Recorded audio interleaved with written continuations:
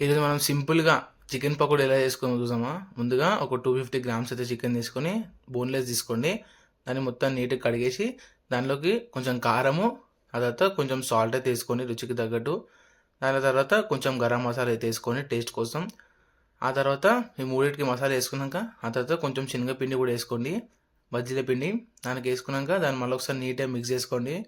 మొత్తం నీట్గా ఇలా మిక్స్ చేసుకున్నాక దాంట్లోకి ఇంకా ఏ ఇంగ్రీడియంట్స్ కాదాం, ఏ మసాలా కానీ ఏం యాడ్ చేయకుండా కొంచెం గిన్నెలోకి ఆయిల్ పోసుకొని కొంచెం హీట్ కాగానే అలా ఒక్కొక్క పకోడీని తీసుకొని ఆయిల్లో డీప్ ఫ్రై చేసుకుంటే సూపర్ ఉంటుంది టేస్ట్.